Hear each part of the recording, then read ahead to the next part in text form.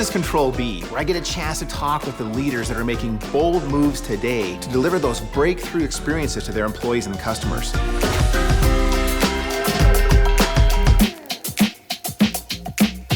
Today, I'm joined by Krishna Bhagavathula. Krishna is the Chief Technology Officer for the MBA. One of the things that I've always believed in is before you jump into talking about business, it's great to make a little connection. The writers here at Ctrl+B have written a few jokes for each of us to try on each other, and then we'll decide if they're worth actually using in the business context. So let me go first. Let me get my notes here. A few years ago, my building lost power in the middle of the day, so we had to start doing everything manually. We were hand delivering notes, all the memes were hand drawn, and the interns had to deal with the cards for solitaire. But Minesweeper, now that was a huge problem. That's hilarious. So Krishna, right now the MBA League office makes listening and feedback tools available to every team in the league. What kind of guidance do you give the teams about using them, and what do you hope to learn from that data? So we have a department at the NBA, and that department really leads all the initiatives and executions around gathering data, listening to the fans and how they are reacting to the season, to our product, and so on and so forth. So that team really engages with the teams, and we have a series of league-approved surveys. And the team really uses these listening tools to understand how teams feel about the topics that are being discussed, or really the quality of the discussions that are being led. What are examples of some things that you could not have done without understanding the X data? Or maybe another way to say it is, what are some of the projects that might have gone sideways had you not understood what was really in the hearts and minds of your employees? The ability to hear directly from the fans, that's really important in shaping some of the decisions that the league makes.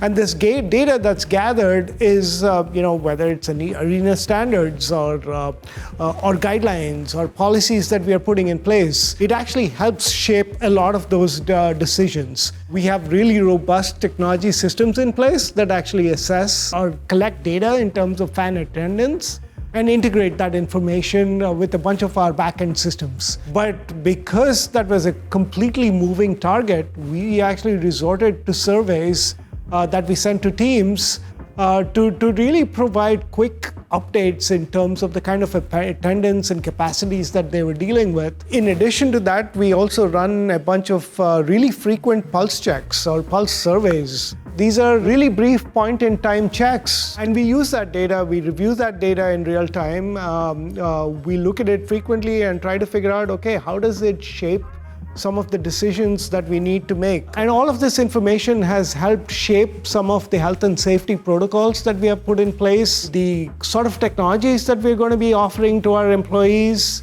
All of that has been really, really helpful for us to start thinking about what the future of the workplace needs to be and what do we need to do to make sure that employees continue to be productive as they come back into the office. All right, so let's try out some of these jokes that the writers sent to us, and let's see if any of them are any good. I never run late.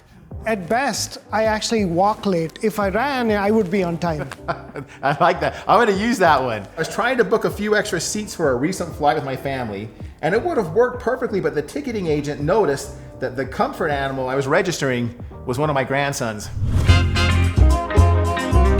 You're talking about how people feel. And you think about that, like, let me give you an example. When we're speaking, only about 30% of what's being communicated is in the words. The other 70% is in body language, tone, where my eyes are looking at. And what you're describing and what we try to do at Qualtrics is not only help you understand, what is being said, but what's all the sentiment, the feeling, what's the virtual body language behind what you're actually hearing from as you're listening to all these different listening posts. All of that has been really, really helpful for us to start thinking about what the future of the workplace needs to be and what do we need to do to make sure that employees continue to be productive as they come back into the office.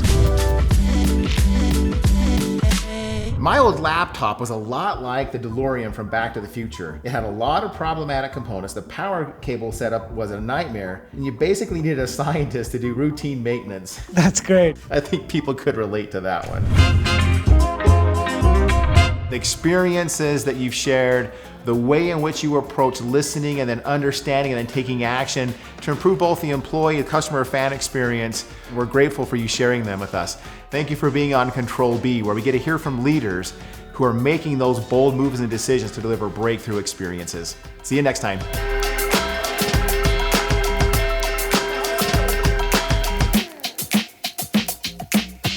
This is the end of side one of this record.